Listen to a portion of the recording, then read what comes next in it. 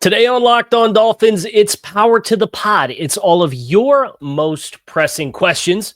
With the start of training camp less than 2 weeks away, we get into it all here, Locked On Dolphins.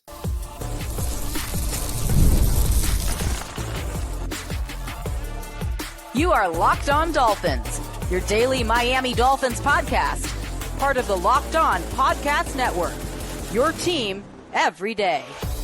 All right, Miami, welcome to another episode of Locked On Dolphins. It is your team every day here on the Locked On Network. I'm your host, Kyle Krabs, lifelong Miami Dolphins fan, host of Locked On Dolphins, co-host of Locked On NFL Scouting, author of Touchdown Miami on Substack, NFL staff writer for A to Z Sports. Want to give a special welcome and shout out to our everydayers because it is your team every day. We don't just say it, we live it.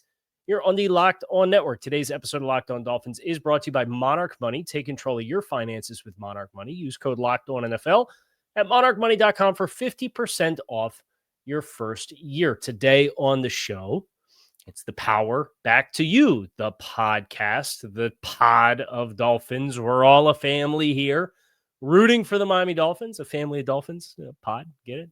Power to you, the pod/podcast. Here on Locked On Dolphins. Friday, July 11th. We are 11 days from report date, 12 days from the Dolphins' first training camp practice for the 2025 season. So, opening it up to you guys and all of your most pressing questions. And we are going to start. This comes from the Touchdown Miami community. The first one comes from Eli. There's a couple letters on the back end there, but Eli. At this stage of the offseason, which game do you think will be the most telling about how this season is going to go for the Dolphins? And as I pull up the schedule here, I think any time you have the matchups against Buffalo, they are the litmus test that you need.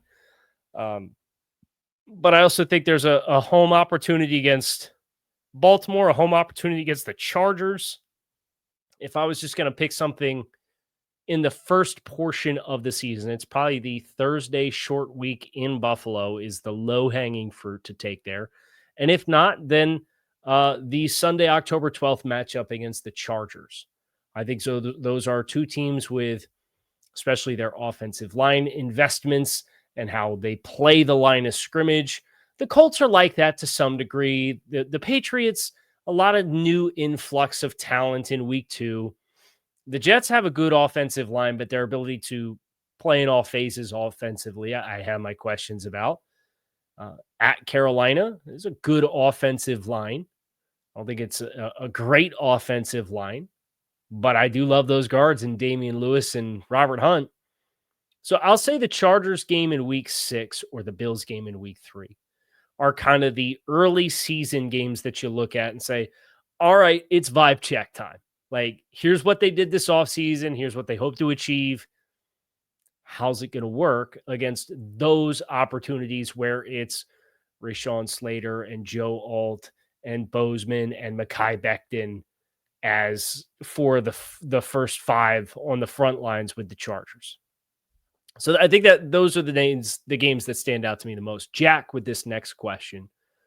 Finn's addressed holes on both sides of the ball with Nick Westbrook-Ikhine, Minkah Fitzpatrick, drafting Kenneth Grant, and Jonah Savaiinaea up front.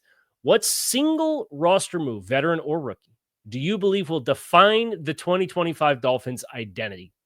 And how do you see that player impacting the team's momentum early in the year?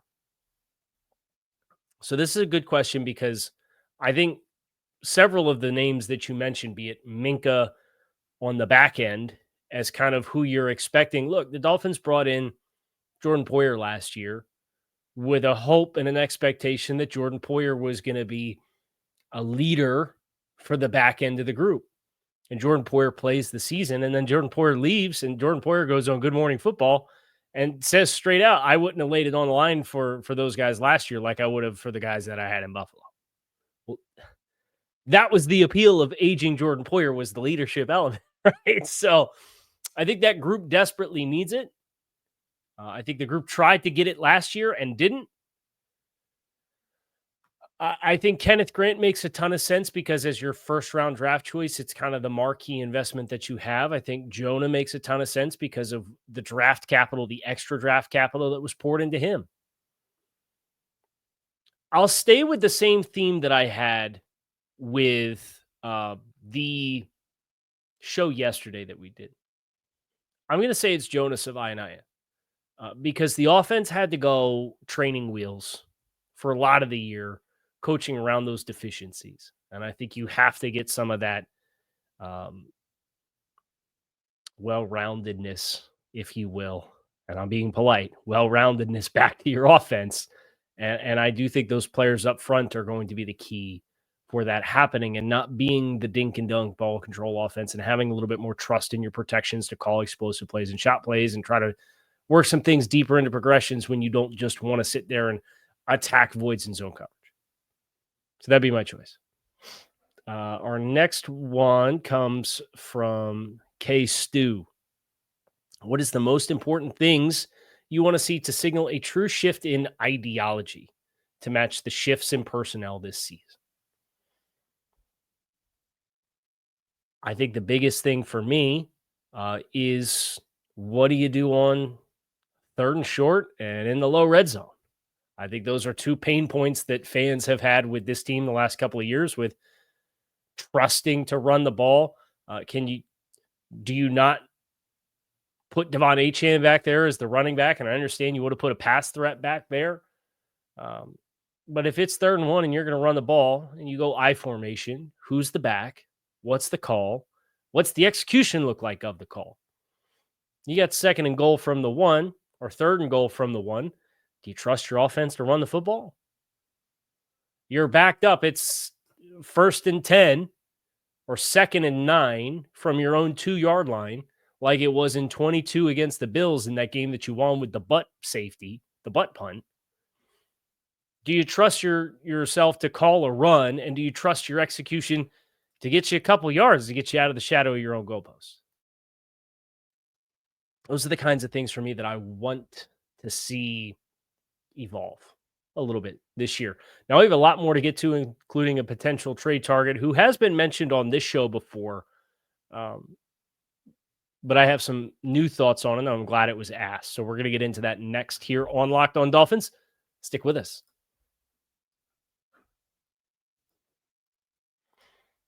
Ever wish managing your money felt easier? With Monarch Money, you can. Whether you're growing your savings account or planning a big purchase, Monarch puts you in the driver's seat. It's like having your own personal CFO, giving you full visibility and control of your finances. Monarch Money is more than just a budgeting app. It's a complete financial control center. You can track all your accounts, investments, and spending all in one place. So in addition to managing your money, you can also build wealth. For some, it's most eye-opening to lay out all your micro transactions, $8 here, $12 there, $15 here.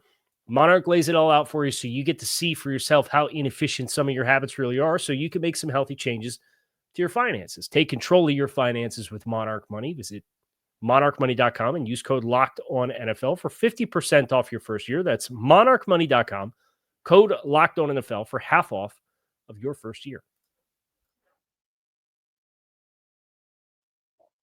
All right. Indade wants to know if a trade for Evan Neal, the former first-round pick for the New York Giants, would tickle my fancy as far as a move for the offensive line. And I think you're barking up the right tree here. I think the challenge for Evan Neal in particular is he has moved inside this year to play guard for the Giants, and he's in a contract year. He was the 7th overall pick in the 2022 NFL draft. It has not come together. There's been some injuries. 23 missed some time. There's been limited starts. He's only started 14 games the last 2 years. He hasn't played more than 460 snaps. So he's not playing. And in a contract year for a team that has angled by and large, and I know that they just moved Darren Waller, but they moved for Darren Waller because they got a surplus in capital that came from the corresponding move that happened before.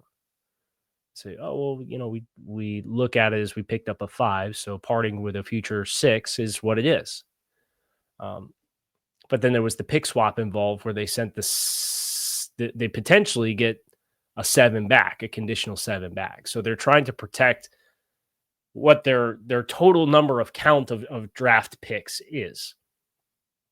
I think the challenge with Evan Neal is what price tag do you put on that for a player who's owed, it's $4 million in cash. I don't know. He has a roster bonus of almost $3 million. That's due by the 3rd day of training camp. There it is, bottom fine print here on Spot Track. So I don't think that once the Giants pay the $2.95 million roster bonus, I don't think you're going to see a great appetite. And it's chump change in the grand scheme of NFL, but are you going to pay $3 million to then trade a guy? If not, then you're probably looking at trading him in the next 2 weeks with a deadline. And if that's the case for the Dolphins, they've got some other things that they need to figure out. Never mind bringing on a spike to $4 million in cash in a contract year for a guy who's played 400 snaps in each of the last 2 seasons. I don't think it adds up for their situation. I would rather go get somebody with some experience in the system as compared to a guy who I think last year, if you told me that they moved for him last year, it would have made a lot of sense as like, hey, we're kind of thin at guard. Hey, Isaiah Wynn, it's not happening. Maybe we can get him in here and kind of groom him, and then he can develop into taking one of the starting spots. So I just think the way that the timing, it's a right type of idea at the wrong time, I think, for the Dolphins with what they still have to achieve, where they'd like to add an offensive lineman, but we know they're barking up the tree and looking for corners. Lucas wants to know, what has changed from your way too early season predictions? I think there's a lot still up in the air. I would say my season prediction this year is going to be dependent on a Tua Tagovailoa IR stint or not. Where if Tua plays and is available, I'm going to have a certain threshold as far as what my expectations are for this team that's above the Vegas betting lines. I can tell you that. But if you have to fight through another month of games without Tua, then that perception changes. And maybe I'll feel better about it once we see Zach Wilson in the preseason and in training camp. But I just don't have a proof of concept right now. Pikachu wants to know who blinks first, the free agent corners or the teams needing corners. Where do you think Miami stands in their process? So Miami has a few lines in the water here. Nothing has changed on that front. As far as what moves first, man, there's a part of me that feels like maybe you get to camp and nobody signs, and then a team sees their corners, whether it's Miami or Green Bay or somebody else, and you see what your corners look like the first 2 days of training camp, right? It's what happened with the Tua Tagovailoa contract extension last year. They got everybody in, and we had 2 days of practice, and it's like, dude, it ain't going to happen. Like, I got to sit here and watch Skylar Thompson and Mike White run practice. Like, okay, enough's enough. And then that spurs the move.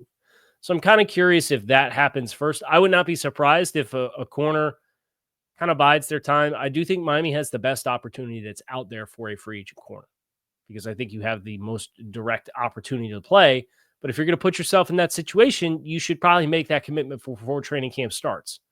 So it is a really interesting standoff and stare down that I don't know who's going to blink first. I could see this one literally being a coin toss that goes either way.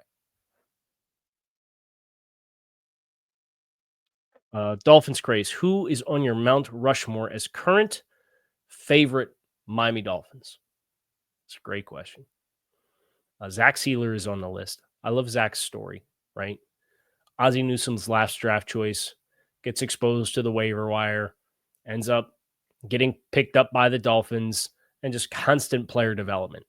I love stories like that. That's really, for especially as somebody who's a draftnik, like that's what the whole NFL journey is all about.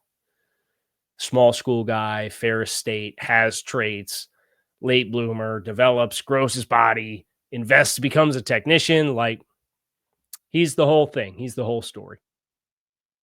I think probably number 2 for me would be Jalen Waddle, with just my affinity for Waddle was the guy that I pounded the table for in that draft class. And I see the vision. He's the kind of receiver that they want. And it was really like an affirmation for me of, yeah, if they're going to try to make this work, this is the kind of way that they have to try to build it. As far as just the wide receiver group around to it. That's not to say the entirety of the Mike McDaniel offense, because obviously that decision was made before Mike McDaniel. But knowing Tua with his strengths and what he was exposed to his first year and throwing to receivers like Preston Williams and Devontae Parker and Mike Gesicki, and seeing what Waddle was, and Waddle didn't have a lot of production, and I had all the conviction in Jalen Waddle as a player, and for him to be the pick and then live up to that expectation was setting the rookie receptions record his rookie season, and then leading the league in yards per catch in 22 with Mike McDaniel. It's just been that was a talent eval one for me that I really felt like I captured. So Waddle would probably be number 2. Number 3 and number 4.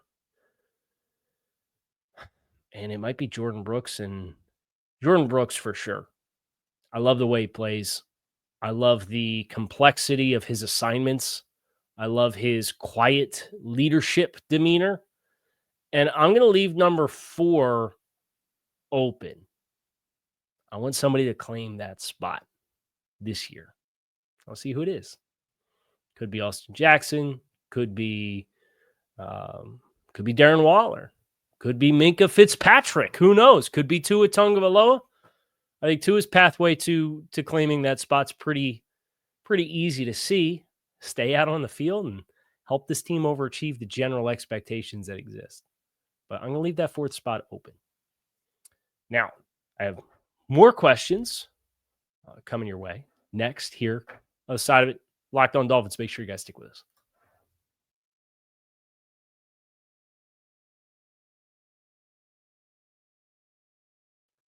Okay. Let's see. The next one comes from Adam. What is your definition of a successful season look like for the team in 2025? And I'm going to piss some people off with this one. I know I am. Because it starts with the letter P. And it's not playoffs. It's process. You've gone through a youth transitional movement. You've embraced a lot of young, inexperienced players in some spots. You've remade position rooms. You remade the tight end room. You remade the offensive guards. You remade the defensive tackle group. You remade the entirety of the secondary. You remade the depth at linebacker. You remade your ancillary players in the running back room and the wide receiver room. You remade your backup quarterback spot, right? You remade a lot of this football team. What hits? How does it hit? How do those players perform? How do they start the year? How do they finish the year? Do you have reason for optimism after the year? Because there's a whole bunch of people that are ready to sell every person running this football team down the river and say, forget it. We're going to wipe the slate clean, start over. Now, I think a successful season is a winning season. But if the Dolphins went 10-7 and missed the playoffs on a tiebreaker, am I going to look at it and say this season was a failure for the expectation that this team had this offseason versus the 2023 and 2024 expectations? I can't in good faith say, oh, well, the Seattle Seahawks, this just happened to Seattle last year. Oh, 10 wins, missed playoffs, failure of a season. I don't think so. Now, if you go, I think a losing season is a non-starter for a successful season in my eyes. So I guess if you wanted to say winning season is your threshold to start to have the conversation of a successful season, but I think you could have a hollow successful season. If you go 9-8 and make it and you play a wild card game and Tua Tagovailoa doesn't dress because he's banged up at the end of the year like what happened in 2022, I can't say that's a successful season because that's a big piece of that puzzle. I would say even if you went 9-8 and Zach Wilson won the playoff game and you won a playoff game as the 7 seed, well, you're paying $50-something million a year to the starter and you got hurt again at the end of the year, wasn't there for you at the end of the year. Do I consider that a successful year? I think that opens up a whole multiverse of possibilities for where this football team can go. So it's a complicated question. It's the process of it. It's the process of the quarterback making the decisions to protect himself. It's the process of the expansion of the offense and taking the training wheels off that you had to play with last year. It's the process of getting the explosive plays back. It's the process of the player development, all the young guys in the secondary and defensive tackle. It's the process of the team getting better as the year goes on. It's the process of better performances against better teams. It's the process of Tua Tagovailoa in 2-minute situations and tie games and down 3 points and down 4 points and the consistency of it, like Teron Armstead outlined. It's the process of how Patrick Paul looks this year. All of those things for me. And that's why I am genuinely excited for the season in a way that I feel like a lot of fans that just want to live and die with what the scoreboard says on Sunday probably don't feel the enthusiasm for because they don't see it. They don't see that for this team. And it's a fair thing to speculate and be skeptical of. And if you want to let them show it to you before you believe it, like I totally get that too. There's no shade on how anybody views the team or consumes the games. But if I just hung my identity and my enjoyment with this being my career on whether or not the Dolphins win or lose on Sundays, I'd have had some real miserable stretches. And they were miserable stretches.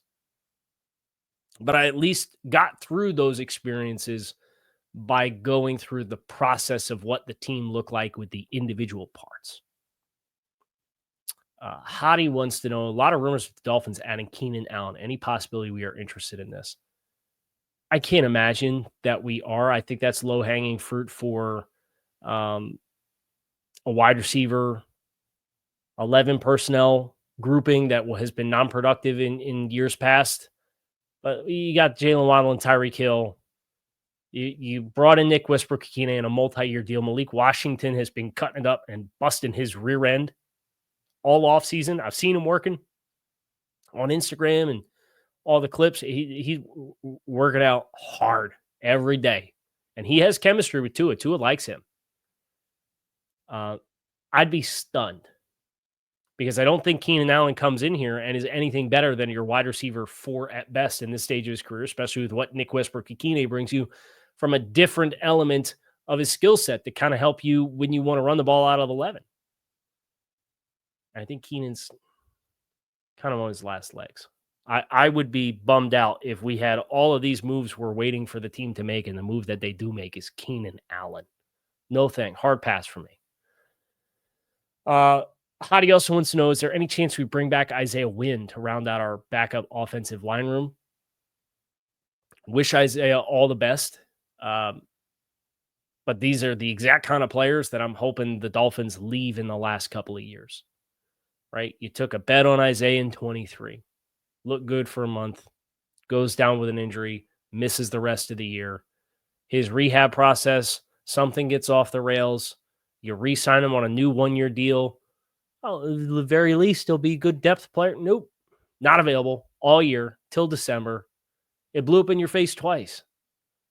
It's the Bart Simpson electrocution cupcakes thing from The Simpsons, where he keeps trying to grab the cupcakes and he keeps getting shocked and he won't give up. I've got shocked by the Isaiah Wynn cupcake enough to know I want to kind of move on. I'll stay out of the kitchen and not be tempted by the cupcake on the counter anymore. Bracken, you're going to elevator fight a la Captain America Winter Soldier, and you can pick one member of the Dolphins to fight by your side.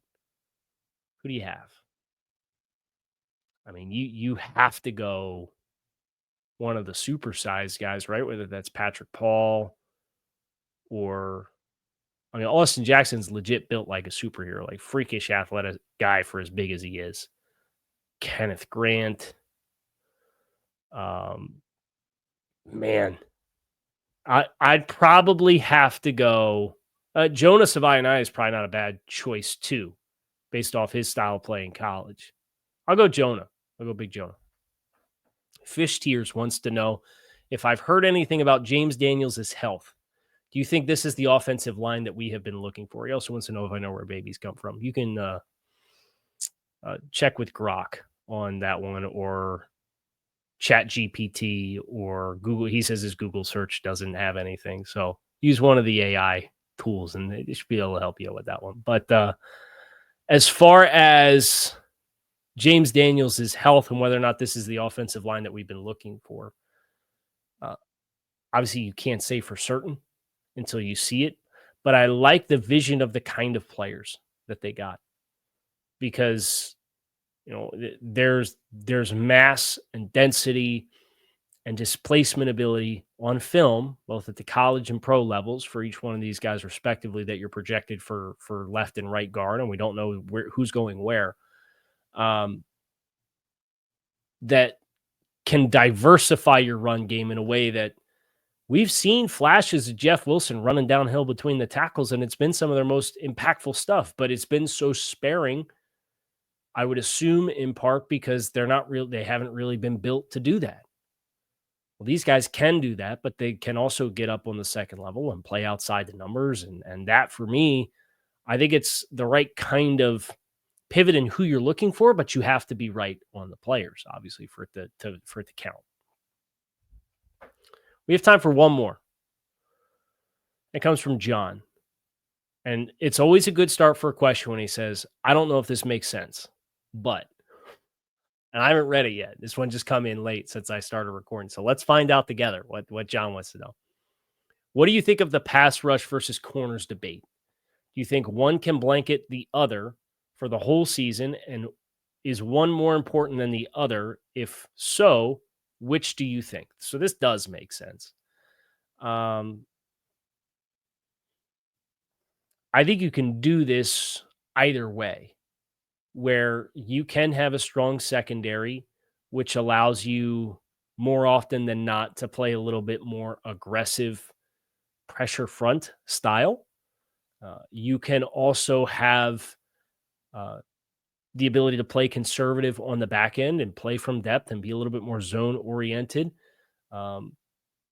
But then have rangy second level players and athletic edge guys that drop out, and rely on winning your one-on-ones and play a little bit more passively to attack stuff in front of your face. And what the Dolphins have done this offseason gives you the inclination that they're going to be content to not play a bunch of man coverage. Think about Brian Flores versus this, or Vic Fangio, right? And those are two about as different schools of thought as you could possibly have, right? Because the Brian Flores school of thought is, we want guys that can play up in your face, and we want to put all our guys up on line of scrimmage a lot of the time because we want to attack and force quick decisions and disrupt the timing. Versus, we're going to play off in space and we are going to allow force you to do all of your processing after the fact and try to catch you with bad decisions. And we want to speed up your timing by winning organically with the 4 and then putting the bodies in coverage to compress the throwing windows and confuse you that way. I think you can do it either way. I think what the Dolphins are telling us should tell you what you should expect to see from what this looks like. Now, if they end up having couple of young guys with some length and some athleticism, and they play a lot of press, or they go out and sign a corner. And obviously that was what Cater Kohu's background was in, out of A&M Commerce, was press man. That's why he was able to make the team and make the impact he had as a rookie. Then so be it. I think they could pivot it either way. But as of right now, yes, I do think it's impossible to expect having a super team at every spot. It's a finite resource league. If you are incredible at drafting and you have an owner that's willing to continue to pour resources in and spend cash over cap and do so aggressively and assertively and restructure all your contracts and do it year over year and say, look, we're going to get all we can off the bone here, and we have enough confidence in the people that are doing it, and we're going to ride it till the wheels fall off, and then we're going to strip the whole thing down and start over again like the Philadelphia Eagles do. You can do it that way, and they hit on their draft picks, and they do the whole thing. But the vast majority don't do that. And the reason why the vast majority don't do that is because the vast majority don't have the goodwill and the security that Howie Roseman does, and the trust that he has in his owner to do that to the umpteenth degree, to the extreme degree that the Philadelphia Eagles and Howie Roseman have as far as their relationship. And Howie's built like 4 different iterations of this team. You go back to 2010, and he's there with Chip, and then there's a transition, and they did the Wentz build, and then the Wentz build ended, and they picked Hurts, and then they had a regression year, and then they built around Hurts, and then they had to strip it back down again, and then they built it up. It is cyclical, right? And that's what we've seen from Philadelphia. Now, this is a pivotal moment for the people running this organization, because this is the start of the regression or the compression or the hedging or whatever you want to call it. You have to show you can take that reset and accelerate and create development with players and identify new talent and have a cohesive vision and try to retain your people. And that's why, for me, this season's measures of successes, to bring this conversation full circle, are about the process of it all. That's what I am going to define this season by, one way, shape, or form. That's going to do it for us this week here on Locked On Dolphins. It is your team every day. Appreciate you guys as always for checking on the show. Make it a great rest of your day. Make it a great weekend. We will be back again on Monday for some more Miami Dolphins talk coming your way. Hope to see you then. Go Fins.